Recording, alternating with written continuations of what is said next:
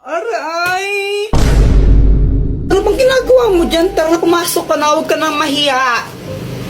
Hindi nakakaya. Nandyan ba mama mo? Wala siya, doon siya kalaaling bebang ng tong its yun. Tara na, parang ibang asa punutan kita pag di ka pumasok. Para kang ewan, no? Kurtin kaya kita dyan. Tara na kasi. Kuya Jepoy, siya si Pat, yung classmates ko. Gagawa kami ng project now eh. Siya nga pala, Joanna, sabi ni mamay ko dumugugas sa mga plato ha. Whatever. Sige, pag di mo yun hugasan mo, sapakin talaga ta.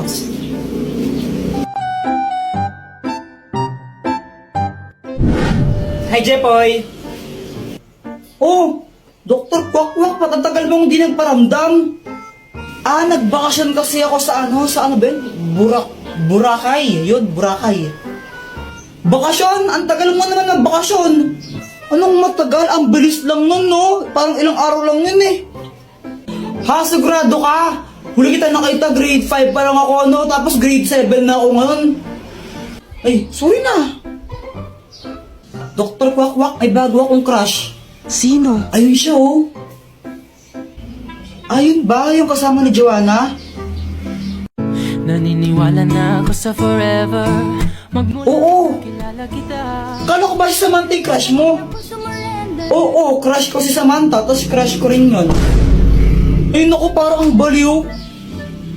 Tulungan mo naman ako, baka may gadget ka dyan na pwedeng gamitin para i-crush back din ako nun. Ay naku, ito na naman tayo, gagamitin mo na naman yung mga gadget ko eh. Sige na, Dr. Bak, ang tagal mong di nagparamdam tapos ayaw mo pa akong pairamin. Sige, ito na nga. Ang mahiwagang bola! Kapag binato mo to sa crush mo, magugustuhan ka rin niya. Basta natamaan mo siya, kumbaga, kapag tinamaan siya nito, magugustuhan niya kung sino yung nagbato sa kanya. Oh, nice! Salamat dito, Dr. Kwakwak ha. Ibato mo na. Oo, ito na. Aray! Ang tangang magbato. Kuya Jepoy, ngayon ko lang na-realize. Crush pala kita. Papatay ako, patay. Hala ka, Jepoy, ano na naman ginawa mo? Kasi, kanina nakita ko yung cellphone ni Joanna, nakakalat-kalat sa classroom namin. Kanina to cellphone? Kay Joanna cellphone yan. Tago natin, tara. Oh, ikaw na lang. Yoko. Sige, basta huwag yung sasabihin na sa akin ha. Sige. Ba't mo kasi tinago? Wala, trip ko lang. Pagkatapos nun, ano na nangyari? Ayun, hinahanap ni Joanna yung cellphone niya sa amin, tsaka sa mga klase ko. Kuya Jepoy, nakita mo ba yung cellphone ko? Hindi namin nakita. Diba hindi natin nakita? Oo, hindi ko alam. Hindi namin nakita. Hindi namin nakita yung cellphone mo. Hala, saan na napunta yung cellphone ko? Ibigay niyo na yun. Yung cellphone daw ni Joanna, ibigay niyo na. Lagot kayo. Umiyak na si Joanna. Bigay niyo na yun. Tinago po nila cellphone ni Joanna. Class, sino kumuha ng cellphone ni Joanna? Umamin na. Walang gustong umamin, ha? Sige, walang uuwi hanggat di nababalik yung cellphone na yun, ha? Meanwhile, Wala pa rin amin? Sige, papakalkal ko rin yung mga bag nyo, ha? Ma'am, ito po. Joanna, yun ba yung cellphone mo? Opo. Sige, pwede na kayo umuwi lahat. Except Jepoy, maiwan ka dito.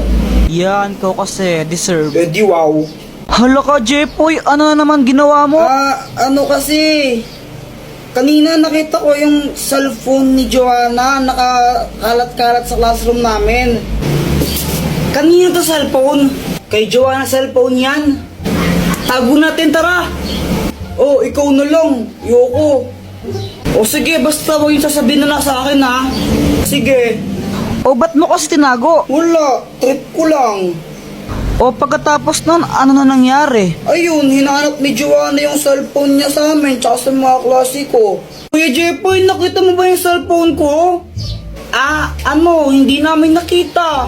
Diba hindi natin nakita? Oo, hindi ko alam. Hindi namin nakita yung cellphone mo. Hala, saan na napunta yung cellphone ko? Ibigay niyo na yun. Uy, yung cellphone daw ni Joanna, ibigay niyo na. Hala, lagot kayo. Umiyak na si Joanna. Bigay niyo na yun. Tinago po nila cellphone ni Joanna. Class, sino kumuha ng cellphone ni Joanna? Umamin na. Walang gusto umamin, ha? O sige, walang uuwi hanggat di nababalik yung cellphone na yun, ha? Meanwhile, Wala pa rin amin? O sige, papakalkal ko rin mga bag nyo, ha? Ma'am, ito po. Joanna, yun ba yung cellphone mo? Opo. O sige, pwede na kayo umuwi lahat. Except Jepoy. Maiwan ka dito. Yan, ko kasi deserve. Eh di wow.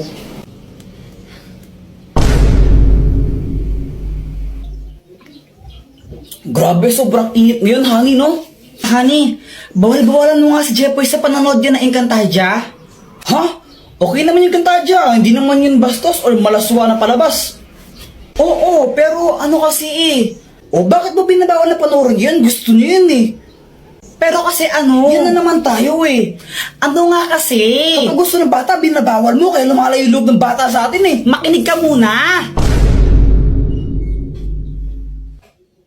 Wala nang ginawa si Jeffrey buong araw kung di ba nanonood ng Encantadia.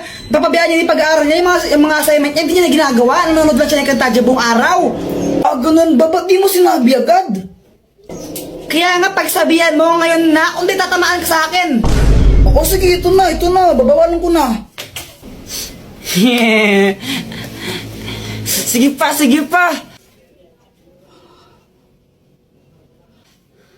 Ah, Jepoy, itigil mo lang yung panunood mo ng Encantadia na yan. Sa anong kadahilanan, ama? Napag-usapan namin ang nanay mo nang papabayaan mo na yung pag-aaral mo sa kakapanood yan. Na-addict ka na masyado, kaya tigil mo na yan. Ashtadi, yung mga pinagsasabi mo, ha? Isa kang pasneya, ama. Napastangan ka. Oh! Kamusta? Ano nangyari? Ayun, pinatulog ko muna. Guys, ikade-depress ko na yata to. Grabe na. Ano bang nangyari, Jepoy? Kanina kasi nag-ML lang ako. Tapos, grabe ang init. Jepoy! Pa! Bili ka ng soft drinks, oh. Tigisa tayo. Sige pa, sige. Siyempre, sabi ni Mama, tigisa kami, kaya ginanahan talaga ako. Iniwan ko yung pag-ML ko para bumili lang ng soft drinks. Tapos, yung pagbalik ko sa bahay, ganito nangyari. Ma, ito na yung soft drinks mo.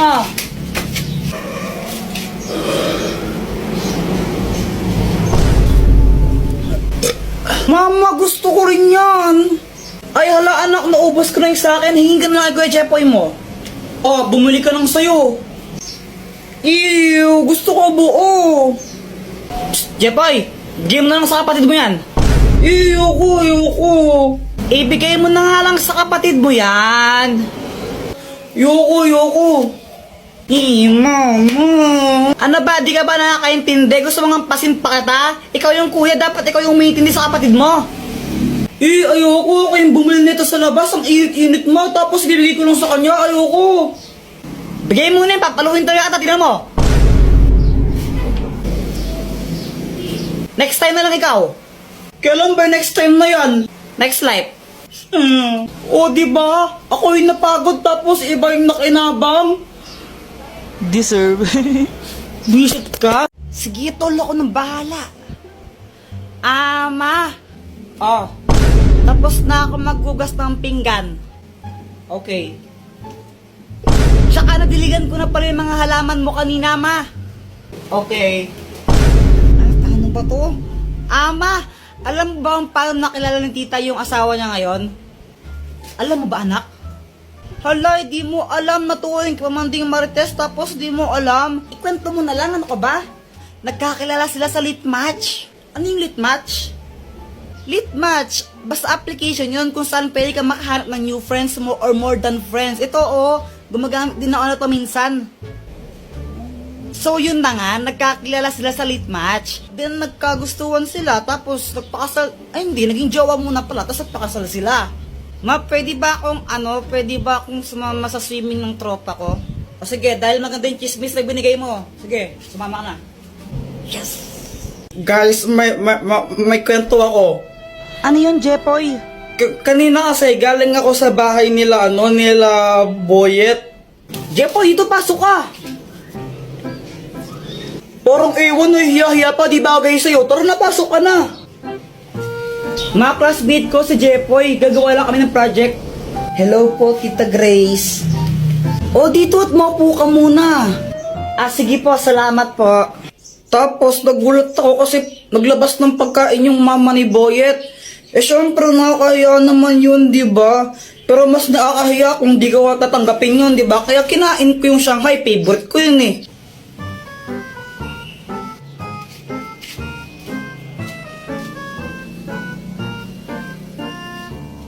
A few moments later.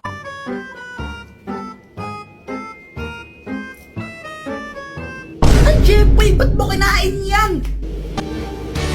Nagpugas lang ako sa gat ng kamay, kinain mo na yung pagkain namin, ha? Diyos ko sa'yo, Jepoy! Hiningi ko na nga lang yan sa kabilang barangay sa birthday yan doon kasi wala kaming ulan tapos kakainin mo pa. Ikaw naman, Boyet, ha? Next time kung magsasama ka ng klase mo dito, please lang, huwag yung patay gutom, ha? Pala mo na, yan! Uuwi na lang po ako. Hindi! Bawal ka umuwi! Maghugas ka ng pinggan, anong gusto mo ha? Kain ka lang ha? Palamunin ka ha? Tapos, ayun, hindi pala para sa akin yun. Tapos, di pa agad ako pinauwi. Pinagugas pa ako ng pinggan. Ay hala! Deserve!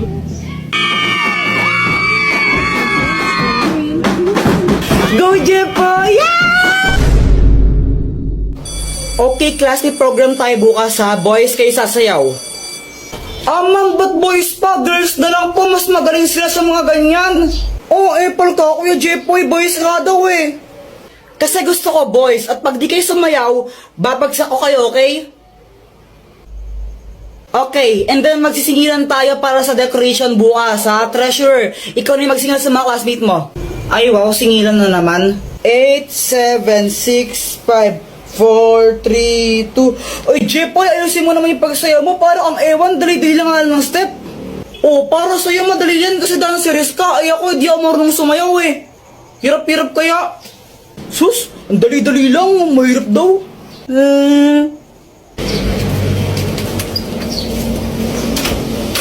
Doktor Kwak-Kwak, tulungan mo ako. Anong kailangan mo? May program kasi sa school namin bukas, tapos pinapasayaw kami. Hindi ako marunong sumayaw, makakahiya. Ha? Problema ba yun? Di wag ka sumayaw. Kung sanang pwede lang, ginawa ko na. Hindi pwede kasi papagsak daw kami naman pag di kami sumayaw. Ay hala. Sige nga, patingin nga ng sayaw mo. Sige, ito.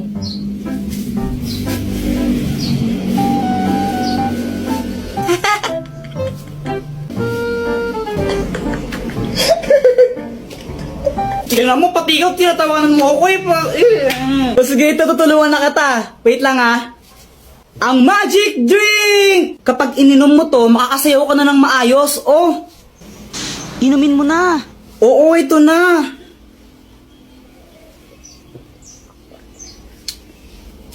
Okay, game. Subukan mo nang sumayaw.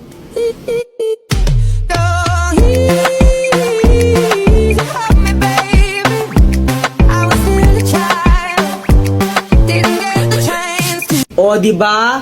Oo nga, Dr. Kwak-Kwak, ang galing, makasayaw na ako bukas. Tomorrow.